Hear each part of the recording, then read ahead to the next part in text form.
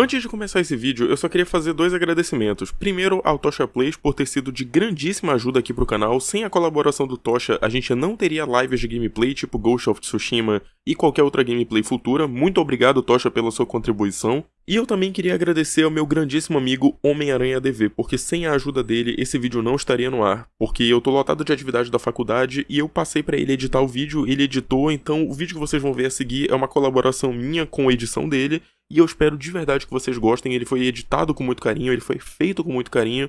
Então, por favor, se vocês gostarem, curtam, comentem. Se vocês ainda não forem inscritos, se inscrevam também. E, sem mais delongas, vamos pro vídeo.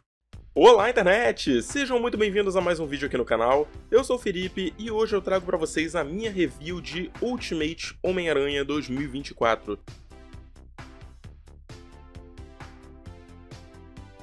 Esse título, ele pra mim é definitivamente o melhor título do Homem-Aranha das últimas 2 décadas, porque ele é um título honesto, ele é um título sincero, que não tenta apelar pro público de forma medíocre. Ele não foca só em, olha, lutinhas, olha, a Gwen Stacy voltou.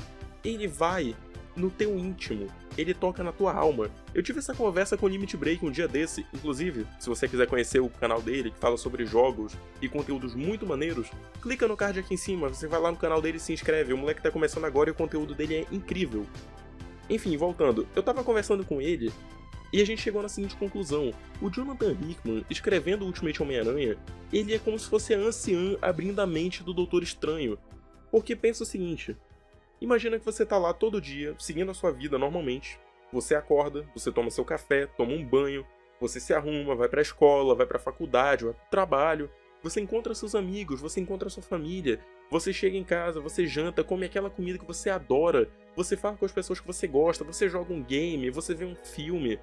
Mas no final do dia, quando você bota a sua cabeça no travesseiro, você não tem aquela sensação de que tá faltando alguma coisa?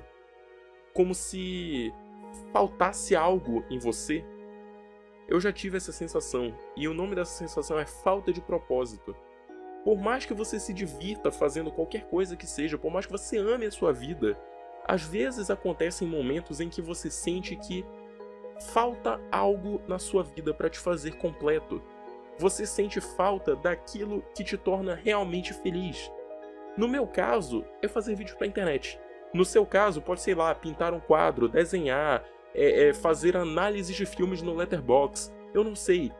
O que eu quero dizer é, lendo Ultimate Homem-Aranha, eu percebo que o Jonathan Hickman ele traz uma sinceridade na escrita dele que eu não via há muitos e muitos anos. Que é essa sinceridade de virar pro fã e falar: você já esteve nesse lugar. Esse personagem que você está acompanhando, ele pode claramente ser você. O que te move? O que faz a sua vida ter sentido? Quem é você? É essa pergunta que ele faz fundamentalmente no começo de Ultimate Homem-Aranha que me fez amar o título. Eu cheguei na última edição, eu demorei um pouquinho pra admitir, mas cara, eu tava quase chorando, porque eu me vi na história. Eu me vi no lugar do Peter Parker. Mas eu tô me precipitando um pouquinho. Eu vou voltar um pouquinho pra história e depois a gente se encontra de novo nesse tópico, beleza? Vamos lá. Pra entender melhor como é que funciona esse título, a gente vai precisar de um pequeno contexto vindo dos títulos complementares, que são Ultimate Invasion e Ultimate Universe. Se você não quer pegar informações sobre como esse novo universo foi formado, clica nesse card bem aqui. Mentira, não é um card. Você vai pular para esse tempo que tá aqui na tela. Nesses dois títulos, a gente tem a origem desse novo universo Ultimate. Ele foi criado pelo Reed Richards do universo Ultimate original, que é o criador, onde ele descobre que a única forma de concretizar o sonho dele, de fazer um mundo perfeito, onde a ciência não é moeda de troca nem para políticos nem para militares, ele precisaria reescrever a história do universo com ele como figura central. Para isso, ele bola um dispositivo usando tecnologia de Atlantis, tecnologia de Krakoa, tecnologia roubada do Reed Richards do universo 616, tecnologia do Homem de Ferro, do Pantera Negra e basicamente dos Illuminati. Ele vai até os Illuminati, rouba os itens de cada um deles e bola um dispositivo que jogue ele de volta no tempo para um universo gêmeo do 616. E é aqui que começa toda a brincadeira. Nesse novo universo, ele altera eventos-chave para que nenhum herói exista e todo o universo gire em torno dele. Literalmente, ele é a maior figura de todo esse novo universo, entende? Ele se colocou num lugar de poder tão alto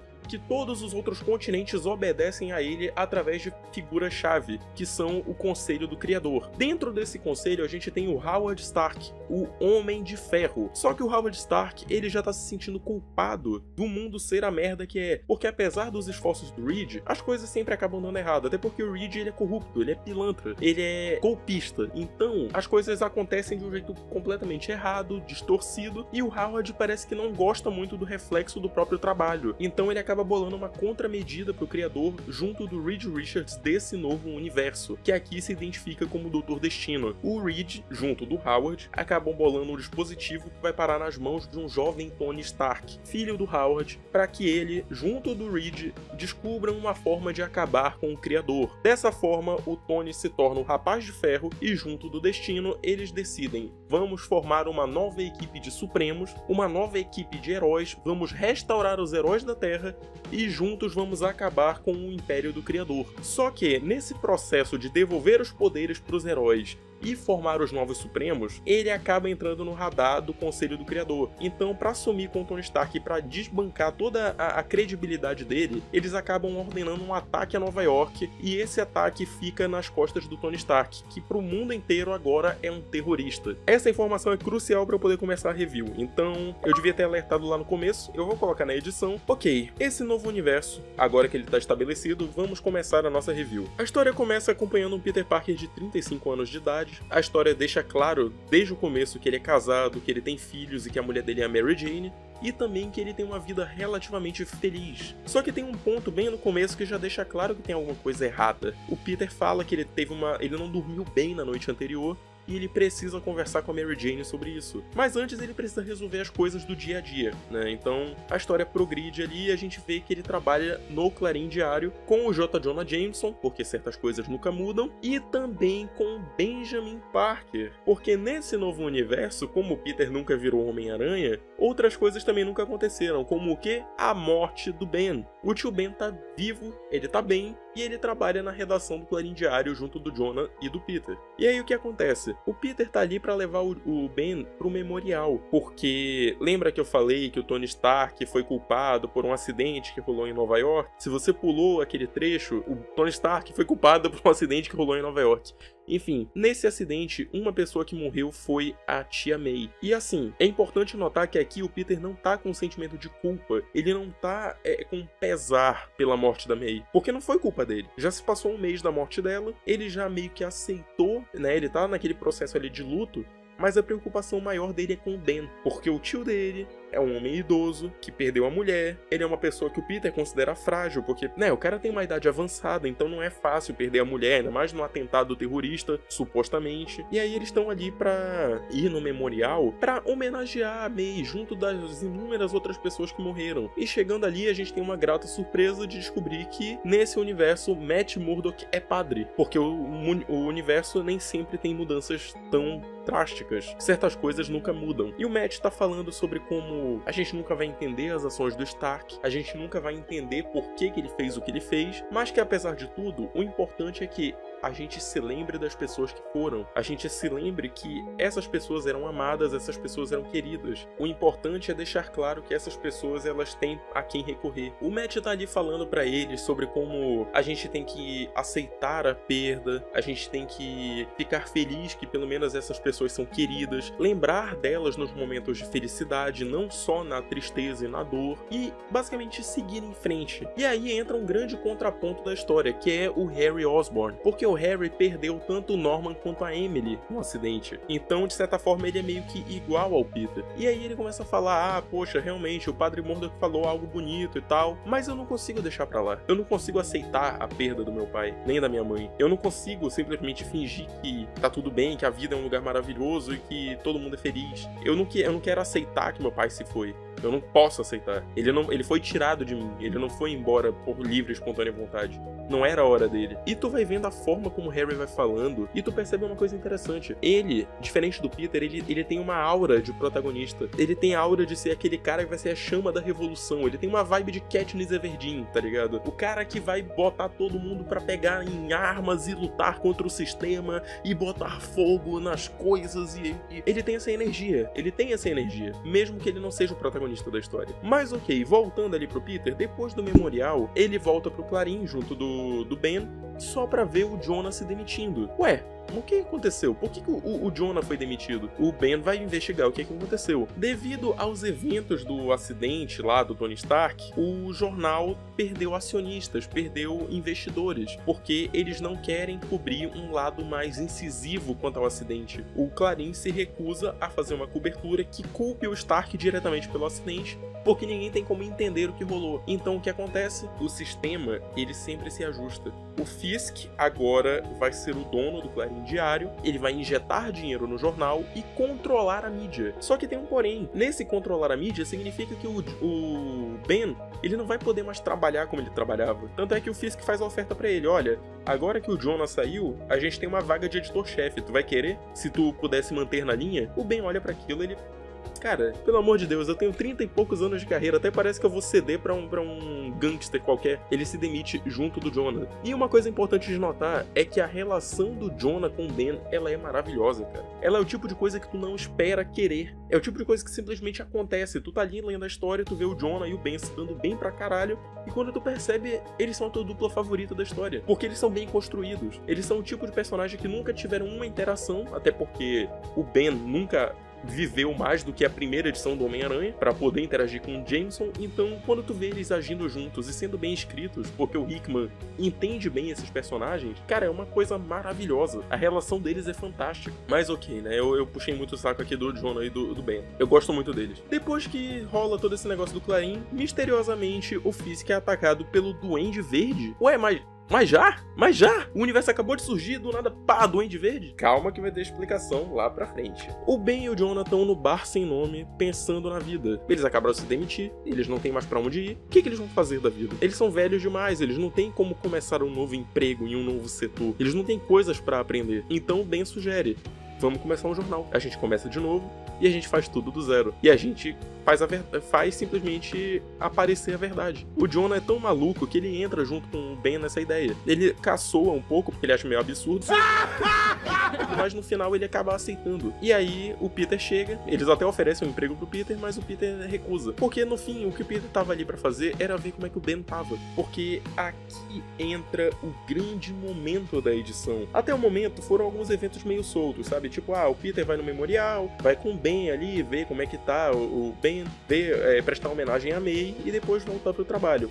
Mas aqui começa a entrar de fato a questão da vida do Peter. O Peter, ele tá ali pra conversar com o Ben porque ele quer um conselho. Como é que pode, em um intervalo de 3 horas, o Ben destruir a vida dele e começar do zero? Ele perdeu a mulher, ele se demitiu do trabalho e ele já tá pensando em abrir um novo negócio. E tipo, como? Sabe? Como? Como é que ele pode simplesmente conseguir fazer essas coisas? O Peter, ele tá estagnado na vida dele. E ele fala isso pro Ben. O maior problema dele é que ele sente que tem algo errado. Ele sente que tem algo fora do lugar. E aí encaixa com o que eu falei lá no começo, lembra? Aquele sentimento de falta de propósito.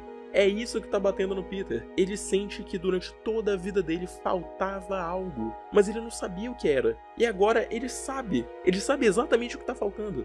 Mas ele tem medo. Medo de que entrar nessa nova vida que tá destinada a ser a vida dele possa tirar tudo que ele mais ama. Que ele possa perder a Mary Jane, que ele possa perder os filhos, que ele possa perder a vida dele. Pelo amor de Deus, ele não pode sacrificar o que ele tem pra ir atrás de um sonho bobo, juvenil. Que no caso seria reconquistar a vida que ele tinha antes, que ele deveria ter, né? E aí o Ben fala pra ele: Peter, sabia que não fazer nada já é fazer alguma coisa? A gente perde tanto tempo esperando que as coisas aconteçam que a gente simplesmente não vai lá e faz. E é isso que você devia ter feito. Você sabe o que você precisa fazer? Você tá aí vagando a sua vida inteira, dormente, anestesiado pela sua própria vida.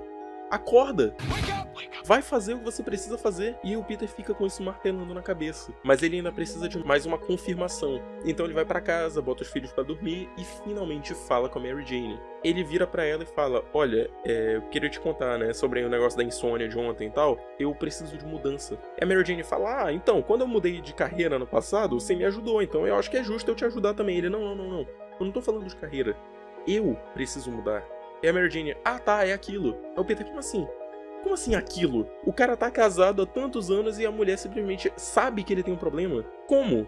Ele nunca falou pra ela, ele nunca abriu a boca pra dizer nada e ela fala, Peter, tu é um marido maravilhoso, tu é um pai excelente, mas desde que eu te conheço por gente, tu sempre teve essa nuvem pairando na tua cabeça. Esse sentimento de que tu não tá satisfeito. Não comigo, não com as crianças, mas tu não tá satisfeito com a tua própria vida. Tu sabe o que tu precisa fazer? Sei. Vai mudar alguma coisa entre a gente? Nunca. Então vai lá, faz o que tu precisa fazer. É isso que vai te tornar feliz? É isso que vai mudar a tua vida? Que vai te tirar dessa anestesia, dessa vida artificial que tu tá vivendo? Então vá, seja feliz. E aí a gente tem o grande momento da revelação, que é quando a gente finalmente entende por que o Peter tá esquisito a edição inteira. Ele foi visitado pelo fantasma do Scrooge do Tony Stark. O Tony Stark chega pra ele num holograma falando, olha, então, se eu calculei corretamente, eu estou falando com o Peter Parker nesse exato momento. Acontece que esse mundo foi acometido por um grande mal muito tempo atrás, e ele impediu que inúmeras pessoas alcançassem seu verdadeiro potencial. Uma dessas pessoas foi você. Você foi impedido de receber incríveis poderes graças a uma picada de aranha radioativa. E isso teria feito com que você não só se tornasse uma pessoa completamente diferente, como também um dos maiores heróis que já existiram. O tipo de herói que inspira as pessoas, que salva vidas e que faz as pessoas quererem ser melhores. Essa é a pessoa que você deveria ser. Mas essa vida foi tirada de você. Só que você ainda pode recuperar, se você quiser. E aí volta, dá esse efeito rebote. Basicamente tudo que rolou na edição tava meio deslocado, porque no fundo o Peter estava se sentindo deslocado do mundo. Entende? Os eventos estavam acontecendo, mas o Peter simplesmente estava lá como um mero passageiro. Porque enquanto as coisas estão acontecendo, o Peter estava ali tentando entender, peraí, eu deveria ser um herói?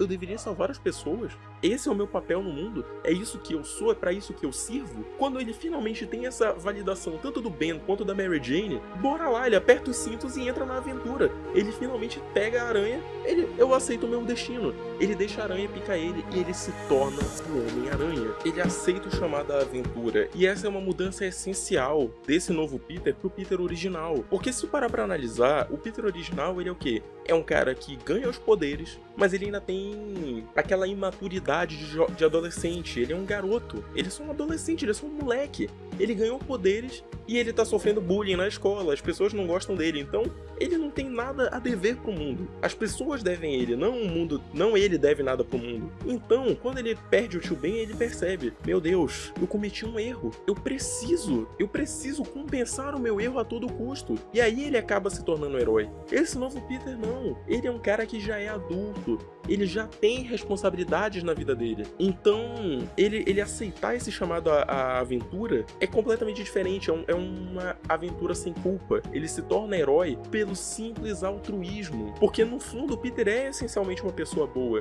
Inclusive, é justamente essa a diferença desse novo Peter pro antigo. O antigo, ele é uma pessoa essencialmente boa, só que a culpa faz ele se tornar herói. Ele é uma pessoa genuinamente boa, mas por ter falhado com o tio dele, ele se sente na obrigação de ser um herói. Enquanto esse novo Peter, ele quer ser um herói pra fazer um mundo melhor pra família dele. Ele tem o poder, ele tem a vontade, ele sempre quis ajudar as pessoas, mas agora ele tem um meio. Então esse novo Peter, quando ele aceita esse chamado à aventura, ele se distancia muito absurdamente do Peter original. Porque o Peter original, ele é um cara que tinha os poderes, mas não tinha responsabilidade. Então quando ele perde o tio Ben, vira uma chave na cabeça dele e ele decide se tornar herói. Enquanto esse novo Peter, ele tem a responsabilidade, porque ele é pai de família, ele já tá estabelecido, ele já tem uma vida própria, mas ele não tem os poderes. Basicamente, um tem o meio, mas não tem o objetivo, o outro tem o objetivo, mas não tem o meio. Então eles meio que se complementam, eles são opostos perfeitos, só que de uma forma magnificamente escrita e bem adaptada. E é por isso que eu amo tanto essa origem. É um cara que,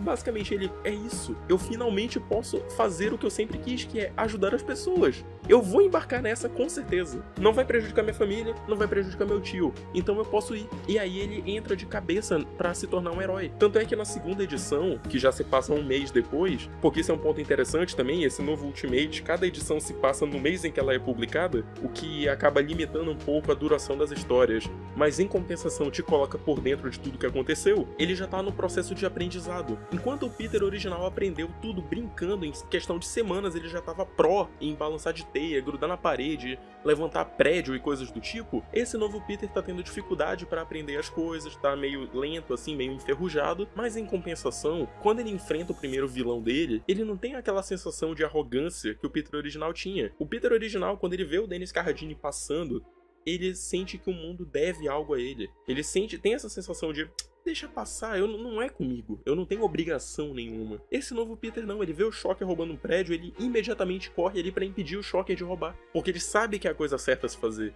Ele já tem essa mentalidade formada, entende? Eu acho isso muito... é sutil. É sutil, mas é brilhante. Então ele vai ali tentar impedir o Shocker de assaltar um prédio, só que ele é tão inocente que ele acaba caindo numa maracutaia e é derrotado pelo Shocker. Nisso ele é pego pela May com um traje de homem, né? Ele não tem a identidade de Homem-Aranha, ele é só uma roupa preta, então ele é a identidade de homem. E isso faz um callback pro começo da edição, onde a May tá falando que ela tem medo dele, porque, como eu já falei, passou um mês de uma edição pra outra, o Homem-Aranha já começou a ser visto publicamente. É um cara todo de preto que sai balançando de teia por aí. Inclusive o filho dele começa a falar que é Photoshop, a filha dele começa a ficar com medo, então pra dar uma amenizada ele, não, gente, é Photoshop sim, May, é Photoshop sim, ele não existe, tá tudo bem. E a família dele começa a perceber que ele fica meio esquisito com essa resposta, a Mary Jane percebe que ele tá malhando também, ele tá ficando maior, por conta dessas mudanças, dessa curva de aprendizado que ele tá fazendo. Ele tá aprendendo a usar os poderes pra que ele possa se tornar a melhor versão de si mesmo. Então quando ele pega e chega em casa todo de preto e a May vê que ele é um Homem-Aranha, ele não tem outra escolha. Ele revela pra ela que ele é o Homem-Aranha. Quer dizer, que ele é o cara mascarado, né? Porque, de novo, ele ainda não tem identidade. Ele é o cara mascarado. A May olha aquilo, ela... mamãe não vai gostar disso daqui, não. A mamãe não tem que saber. Quer um sorvete? Posso te subornar com um sorvete? Ela, tá bom. A filha dele fica sabendo que ele é um Homem-Aranha. E aí, de novo, volta pra questão do Shocker, só que agora com um novo olhar, porque o Peter, quando ele tenta impedir o Shocker pela primeira vez, ele falha. Nessa segunda ele também falha, só que o primeiro fracasso dele faz ele cogitar se ele tá fazendo a coisa certa, mas a segunda dá certeza, porque quando ele chega em casa de noite, depois de passar a noite fora tentando impedir o Shocker e ser derrotado mais uma vez, a filha dele deixou um bilhete. Ele tava prestes a desistir, talvez eu não tenha sido feito pra isso não, eu acho que não é a coisa certa a se fazer. A filha dele deixa um bilhete falando, pai, olha, desenhar a aranha que tem que picou você. E isso vira uma chave pra ele. Ele não tá fazendo aquilo só pra se satisfazer. Ele tá fazendo aquilo pelos filhos dele, pela mulher dele, pelas pessoas que ele ama. Ele tem o poder de ser o agente de mudança daquele mundo. Então ele vai ser. Ele precisa se tornar um símbolo. Chega a terceira edição, a gente já tá mais um mês na frente, e aí já tem uma questão meio cumplicidade de pai e filha. Ele e a May já estão tentando desenvolver um visual pra ele, inclusive tem uma cena muito engraçada fazendo referência a 4 trajes clássicos do Homem-Aranha, no caso o traje negro, o Aranha Escarlate, o 2099 e acredito que seja o traje do Ben Reilly, do Homem-Aranha Sensacional, e aí por fim ele chega no visual definitivo dele. É engraçado também perceber como ele vai ganhando gradualmente os elementos que tornam ele quem ele é. Primeiro ele ganhou os poderes, depois ele ganhou o propósito, agora ele ganhou o visual, e à medida que vai avançando ele vai finalmente chegar no pacote completo. Então, beleza, ele já tem o visual. Agora tem uma nova questão. O Ben e o Jameson, eu pulei esse detalhe na segunda edição. Eles já estão de olho tanto no Cara de Preto quanto no Duende Verde que apareceu na primeira edição. Porque esses dois, eles são figuras muito misteriosas e por algum motivo o Clarim não fala em nenhum momento sobre os atentados que o Duende Verde fez contra o Fisk. O Duende Verde invadiu prédios do Fisk, explodiu andares, explodiu coisas e tal, e não tem uma nota de rodapé sobre ele. Só sobre o novo maluco mascarado que tá tudo de preto. Então eles começam a investigar sobre isso. Eles ainda não têm um nome exatamente, mas eles têm um local. E na investigação deles, eles chegaram a uma conexão entre o Fisk e o Duende Verde. Mas eles ainda não sabem qual é o lance do novo cara. Se ele é um cara do mal, se ele é um cara do bem, se ele é um cara em cima do muro. Entendeu? Entendeu? Em cima do muro. Que ele gruda a parede. Haha, eu sou um comédia. Enfim, como eu tava falando, o Peter, ele vê que eles estão investigando e ele resolve usar essa investigação a favor dele. Afinal, ele agora tem poderes, ele agora pode fazer a diferença. Então ele resolve montar tocaia perto dos prédios do Fisk, quando de repente ele tá prestes a desistir, ele passou quase uma semana montado ali esperando acontecer alguma coisa. Chega o mercenário e o Duende Verde, e eles estão numa batalha mortal. O mercenário como um agente do Estado enviado puramente para manter o status quo, o Duende Verde como um agente de revolução que quer mudança, quer respostas sobre o que está acontecendo com o mundo. Eles começam a se degladiar no meio da rua, lutando um contra o outro, e o Peter, apesar dele não saber quem é quem exatamente, ele percebe que o Duende Verde, ele tá contra o Fisk. Se ele tá contra o Fisk, quer dizer que de alguma forma ele sabe algum podre do Fisk, e ele usa uma máscara para proteger a identidade dele. Então, se tem alguém tentando matar ele, esse alguém só pode ser criminoso, só pode ser mandado pelo Fisk. O Peter vai lá e começa a ajudar o Duende Verde, impedindo o mercenário de matar ele. E eles acabam fazendo uma aliança meio velada, eles não declaram, olha, eu vou te ajudar. Eles começam a se ajudar no meio da luta, um vai tentando bolar uma estratégia aqui, o outro bola uma estratégia ali, vão tentando desviar de peças caindo, de cartas assassinas e coisas do tipo. No final, o mercenário é derrotado. E aí vem um grande momento onde o Duende Verde hackeia o traje do Peter e revela o rosto dele, só pra então revelar o próprio rosto. E aí a gente descobre que o Harry Osborn era o Duende Verde. E assim, isso é uma grande virada de chave na história, porque a gente percebe que desde o começo, tanto o Peter quanto o Harry estavam com essa mentalidade de mudança, de precisar de mudança, de querer respostas, de tentar entender o mundo. Ou será que não? Chegamos finalmente na quarta edição. A quarta edição ela é uma das mais calmas e também uma das que mais gerou polêmica envolvendo o Ultimate, porque ela é uma edição tranquila. E com tranquila eu quero dizer que não tem uma página de luta sequer. É uma edição inteira de 22 páginas de dois casais fazendo um encontro num restaurante por 22 páginas sem uma cena de luta sequer. É o pior pesadelo de qualquer velho, de qualquer fã de gibi, qualquer fã de massa velho que só gosta de ver bonecas se batendo. Vocês não têm ideia o tanto de briga que deu essa edição, porque tinha gente revoltado como que pode a Marvel fazer uma história dessas. Essa é de longe a pior edição, e é uma das melhores, porque ela é uma edição que ela não se escora puramente em briga, ela foca em construir os personagens. Depois do Peter e do Harry terem se conhecido, eles resolvem fazer um jantar em dupla. O Peter leva a Mary Jane e o Harry leva a esposa dele, pra eles se conhecerem melhor e se aproximarem. Afinal, agora eles são amigos de luta, né? Chegando lá, a gente descobre que a esposa do Harry é nada mais, nada menos que a Gwen Stacy. Porque nesse universo não tem Duende Verde. O Duende Verde surgiu agora, junto do Homem-Aranha. Então não tem como a Gwen Stacy ter sido jogada de uma ponte. E olha que interessante, nesse novo universo, a gente vê que a Gwen Stacy, ela é casada com o Harry e ela também é CEO da Oscorp junto dele. Eles trabalham juntos, eles coordenam a Oscorp pra tentar expandir o império deles e pá. E aí, durante toda a edição do jantar, a gente percebe uma subversão sutil na personalidade dos personagens. Lá nos anos 60, com a antiga gangue, né, que era o Peter, o Harry, a Gwen e a Mary Jane, a gente tinha o Harry e a Mary Jane como casal, que era o casal progressista, o casal que,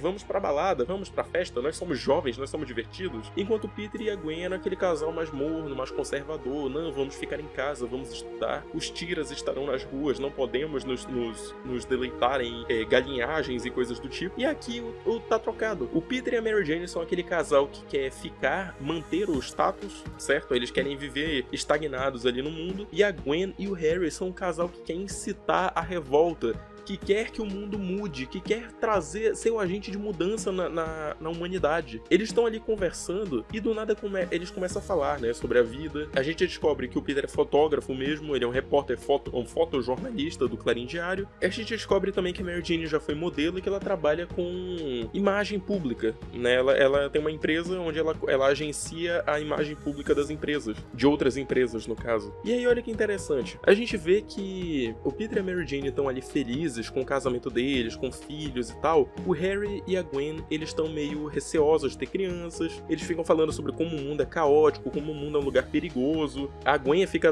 trocando farpa com a Mary Jane, falando sobre como o trabalho dela, nossa, que legal, você trabalhou com tal empresa, coisa interessante. E a Mary Jane, interessante, os caras fraudavam informações, eu não conseguia trabalhar num lugar desse, você acha isso interessante? Enfim, é uma edição que é bem direto ao ponto, ela vai esclarecendo várias dúvidas que você possa ter em relação a esses personagens, pra não não ter que se escorar em flashback, pra não ter que voltar no tempo e falar, então vamos fazer uma pausa na história pra focar nos últimos 20 anos de cada um desses personagens. Pode ser que isso role no futuro? Pode ser, mas no momento isso não é crucial pra história. Então a gente vai tendo esse pequeno desenvolvimento ali durante o jantar. Inclusive tem um momento em que a Mary Jane e a Gwen saem pra conversar no banheiro e fica o Peter e o Harry na mesa. E aí elas começam a falar, a Gwen fala, olha, desculpa se eu fui meio grossa, mas a questão é que a gente tá fazendo muitas caridades, muitas ações, mas ainda tem dinheiro pra caralho sobrando. Eu quero fazer alguma coisa pra ajudar as pessoas. Eu quero trazer revolução, caos. Eu quero mudar o mundo. Eu quero lançar um navio pirata. Você falou que você tá cuidando da imagem do J. Jonah Jameson e do Ben Parker. Você tá ajudando eles no jornal deles.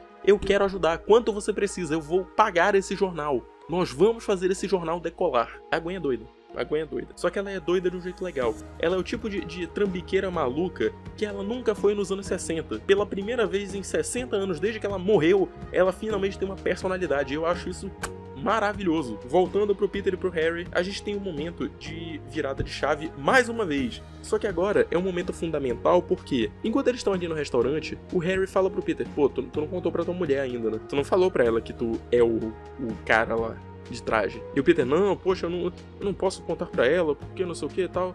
O Harry, eu contei pra minha mulher. Eu contei tudo, a gente não tem segredos em casa. E o Peter, a minha filha me pegou de traje, né? Então...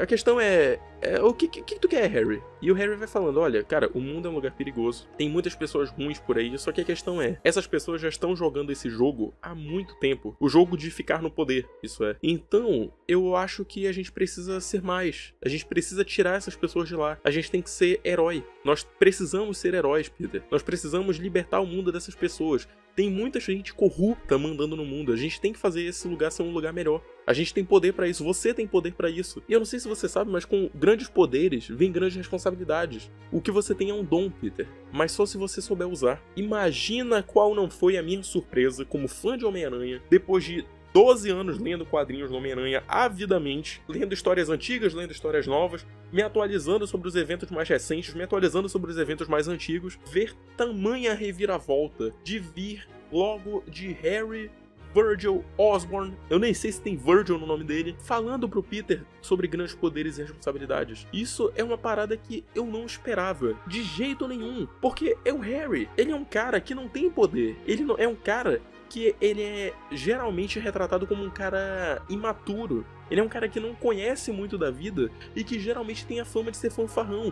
Mas logo ele tá nesse lado de falar pro Peter, olha, a gente tem que corrigir o mundo porque a gente tem poder pra isso. É uma parada que pega, cara. É uma parada que pega muito fundo, porque é inesperado.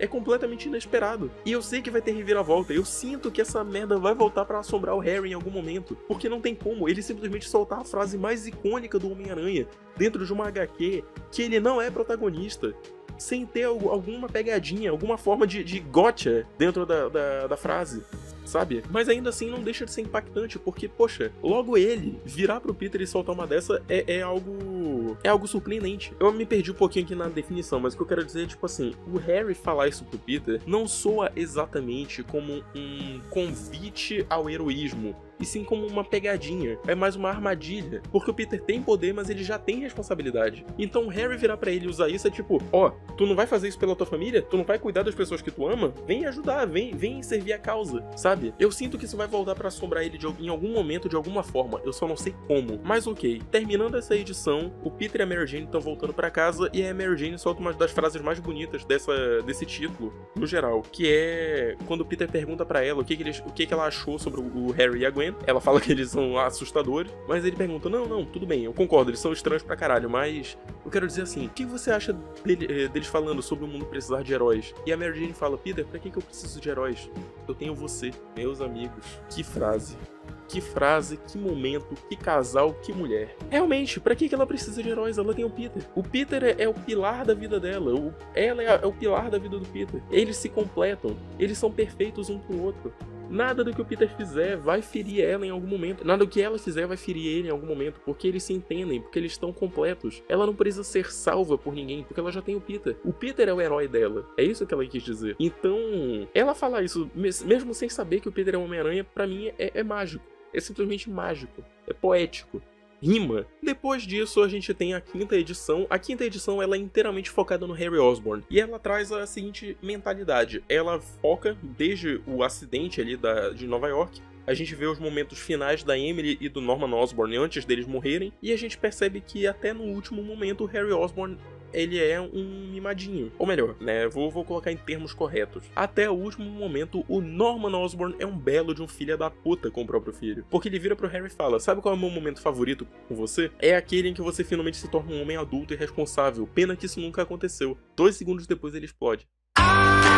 Eles estão num evento de gala ali e o Harry ia ser anunciado como um cargo de importância dentro da Oscorp. Ele tinha que estar ali na hora, só que ele não tava. E talvez essa tenha sido a sorte dele, porque como ele não tava lá, ele não morreu. Mais um minuto e você ia perder a festinha.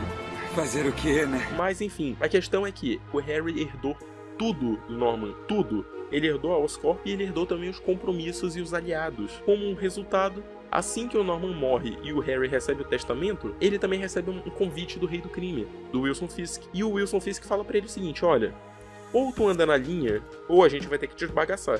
Tudo o que o seu pai tinha, agora é seu. E eu sugiro que você pegue mais um presente pra você também, porque eu não quero que a Stanley Stark se reerga das sombras. Eu quero que você assuma essa empresa e em troca você vai trabalhar pra mim.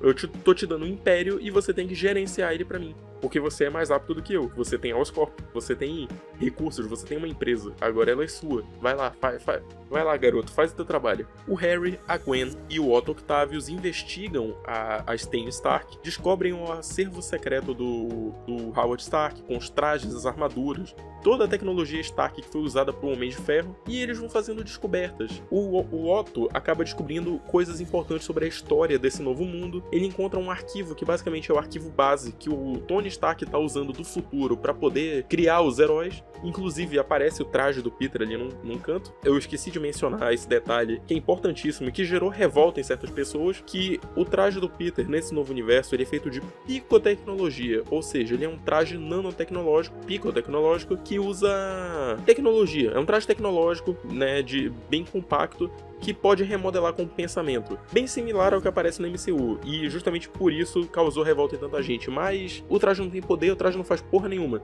Ele só tá lá.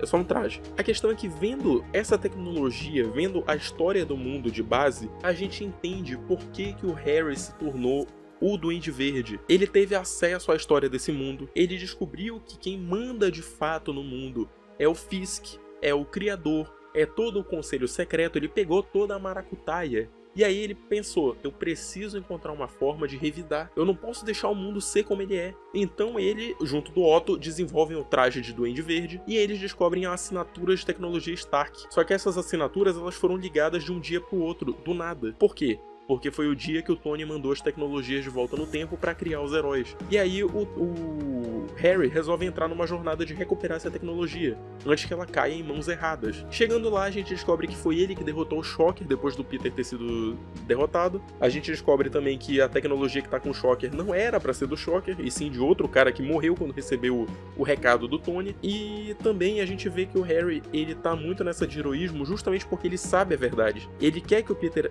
se alie a ele porque ele sabe a verdade e ele quer que o Peter conte pra ele a verdade também. Ele sabe que o Tony Stark não causou aquele acidente, ele sabe que, na verdade, o Conselho Secreto tá ali pra fazer uma manutenção do sistema e impedir que o sistema seja mudado, e ele quer saber se o Peter também vai ser esse vetor de mudança junto com ele. Ele quer saber se o Peter também foi visitado pelo Tony Stark, se ele descobriu alguma coisa sobre o mundo, sobre a verdade e coisas do tipo, e quando o Peter confirma que sim, eles decidem, então é isso, precisamos ser heróis. Nós precisamos libertar esse mundo das garras do Criador e das garras de quem quer que venha tentar impedir a gente. Só que aí tem uma mudança, tem um pequeno disclaimerzinho que rola no final da edição. Lembra que eles derrotaram um mercenário juntos? Então, acontece que o Harry manteve ele guardado num porão durante todos esses meses, foram 2 meses aproximadamente, e ele tentou arrancar o traje do mercenário de tudo quanto é forma pra tentar descobrir alguma coisa, tentar extrair informações e coisas do tipo. E aí ele finalmente fala pro mercenário, cara, eu sei a verdade sobre esse mundo, eu sei o que aconteceu, eu sei que tem alguém por trás de tudo isso. E a gente vai chegar até esse cara e a gente vai reverter essa situação. E o mercenário, beleza, então é isso que te ajuda a dormir à noite? Beleza então, cara. Beleza então. Mas não vai achando que heroísmo não vem com consequência. Vai achando que heroísmo é só felicidade. Uma hora, isso daqui vai voltar pra te alcançar. E quando voltar, eu acho bom tu estar preparado. E aí o Harry lança a frase que define a trajetória dele pelo resto do título.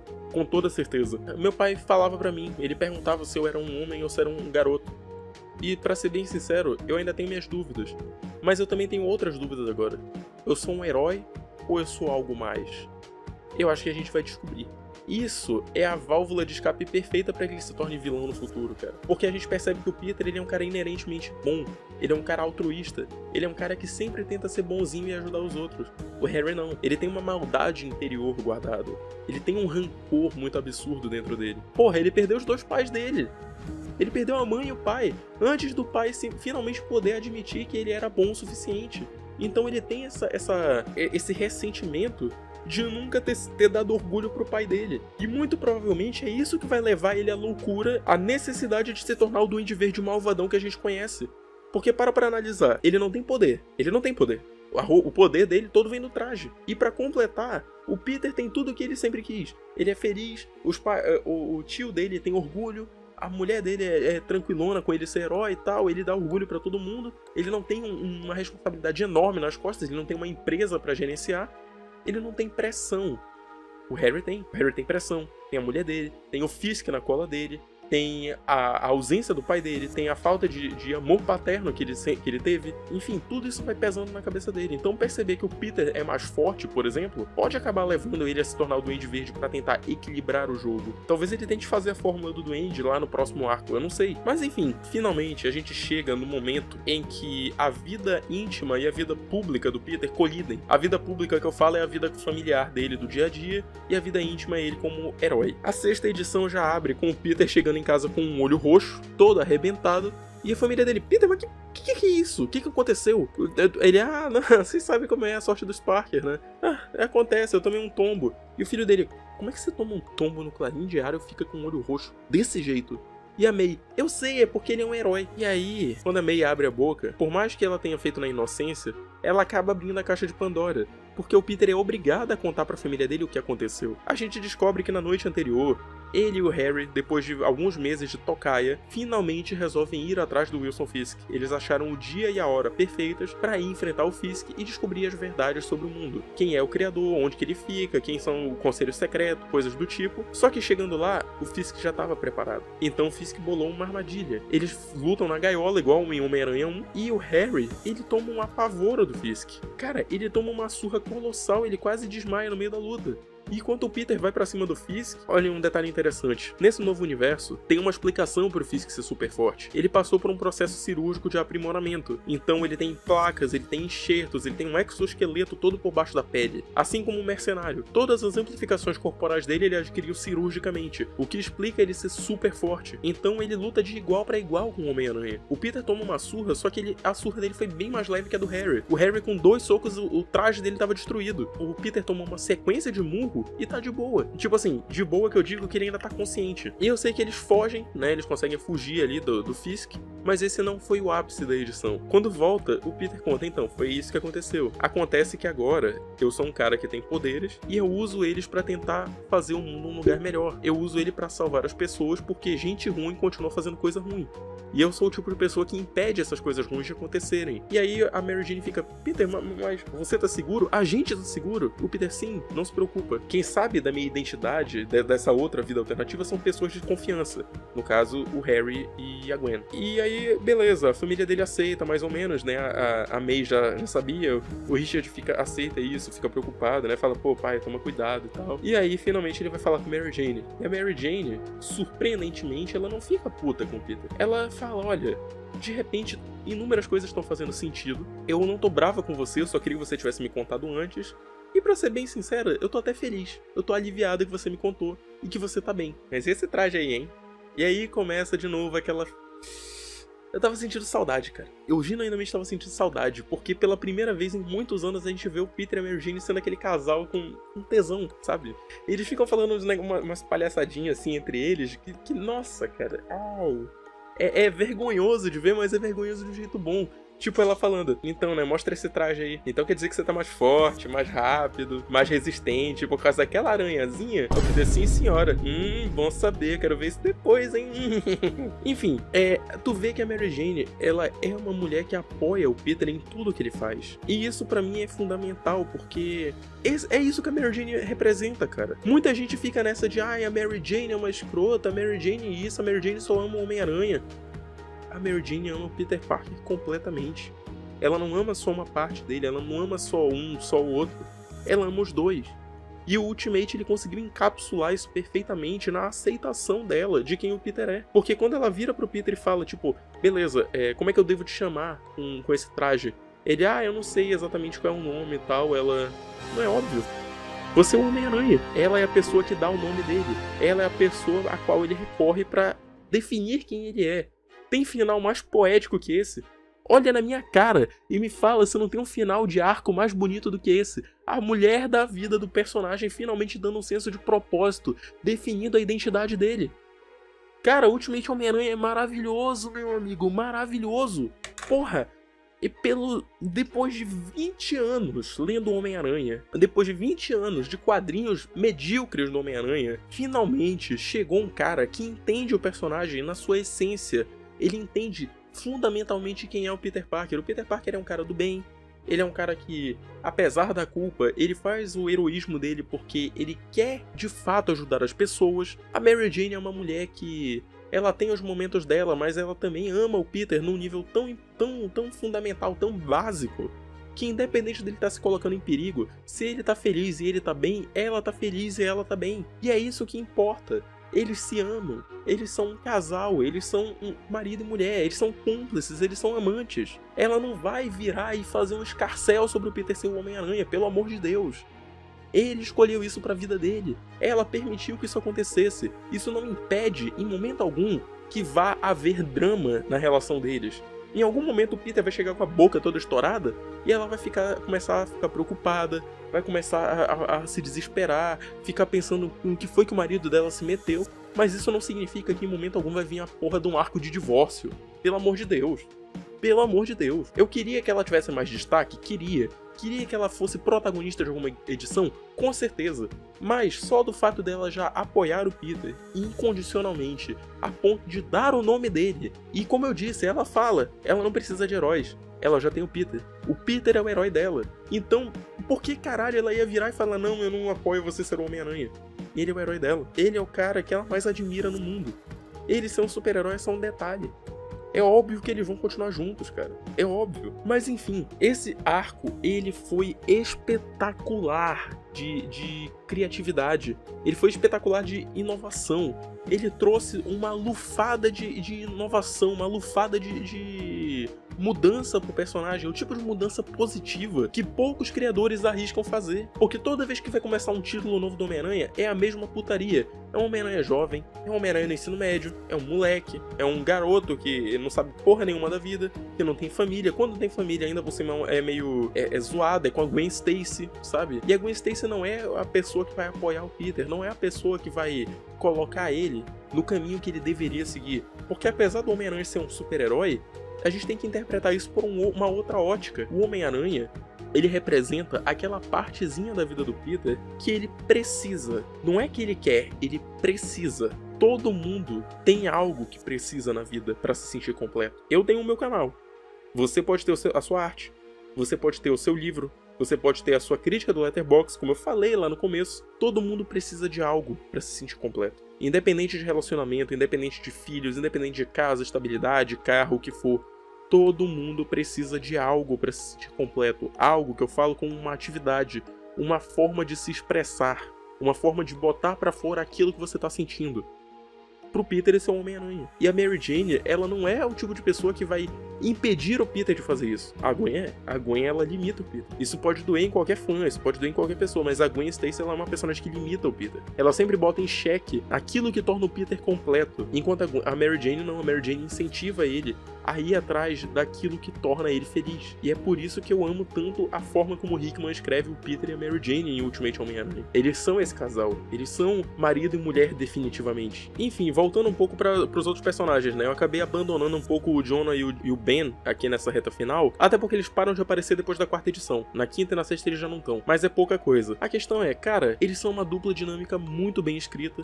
Eu sei que vai dar conflito entre eles dois e o Peter e o Harry lá pra frente, isso é óbvio que vai acontecer, mas eu tô gostando de ver essa aventura, eu tô gostando de ver a construção dos dois, porque pela primeira vez a gente tá vendo o tio Ben, ele não é só uma ideia ambulante, ele não é só aquela memória imaculada de um homem perfeito, ele é uma pessoa, ele tá aqui, ele tá interagindo. Ele tá agindo como um personagem. Ele fala coisas, ele sente coisas, ele expressa coisas, ele opina, ele pensa, ele tá ali, ele vive, ele é um personagem real dentro da história. E isso pra mim vale muito, porque pela primeira vez eu tô vendo um posicionamento real sobre o tio Ben. Eu quero entender quem é o Ben Parker, o que ele faz, como que ele age. E pela primeira vez eu tô tendo essa oportunidade. Junto ainda do J. Jonah Jameson, que aqui é um cara completamente diferente do Jameson que a gente conhece nas HQs. No universo original, né, no caso.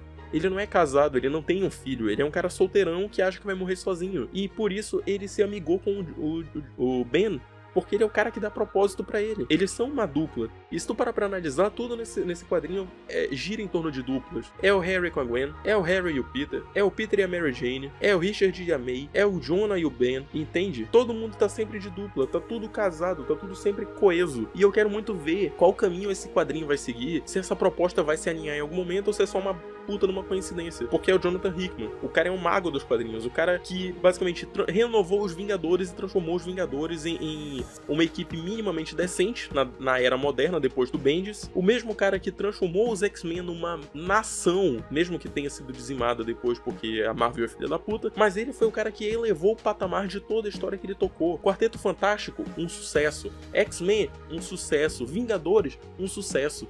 Homem-Aranha, sucesso! O cara sabe escrever, o cara sabe o que ele quer contar. E aqui, no momento, ele quer contar a história de um pai de família que é super-herói. E é óbvio que essa história ela vai longe, ela vai fazer números, ela vai quebrar recorde. Porque é tudo que os fãs do Homem-Aranha sempre quiseram, desde 2008, desde que a gente foi roubado. Porque pra mim, um dia a mais não é um presente, ele é um roubo. Ele é um roubo. Isso daqui, Ultimate Homem-Aranha, é o que a Marvel poderia estar apresentando pra gente tem anos e anos. É um personagem adulto, é um personagem que conversa com o público atual. Pela primeira vez que ele tá numa geração falida. Ele tá numa geração quebrada. A gente tá falando de um universo que basicamente reflete a vida real. Você não tem perspectiva de vida, você não tem futuro. O seu futuro foi roubado por velhos cebosos que mandam no mundo. Mas você tem a chance de recuperar ele. Encontre aquilo que te torna feliz, encontre aquilo que você gosta de fazer, e talvez você tenha uma chance de sobreviver nesse novo mundo. É basicamente isso que o Hickman tá falando. Vai atrás do que te torna feliz antes que o mundo acabe. E é por isso que eu achei o Ultimate Homem-Aranha maravilhoso. Mas enfim, eu tô falando há quase 1 hora, a minha garganta tá começando a falhar, então eu peço encarecidamente a você que se você viu esse vídeo até o final e você gostou do que eu disse, você acredita que a minha opinião de alguma forma trouxe uma nova ideia pra você sobre o Homem-Aranha Ultimate, ou se você gostou do formato ou coisas do tipo, se inscreve no canal, por favor, deixa o like também. Agora tem aquela ferramenta nova pra engajar vídeo, que é o tal do hype. Se aparecer pra você também, você dá o hype, você ajuda o vídeo a se enquadrar melhor dentro da plataforma do YouTube, beleza? Eu sou o Felipe, eu espero que vocês tenham gostado do que eu falei aqui, eu espero que vocês tenham gostado do vídeo, né? Desculpa se ficou muito longo, foi mal, eu tenho essa tendência de falar muito, mas enfim, eu vejo vocês no próximo vídeo, até a próxima aí, tchau!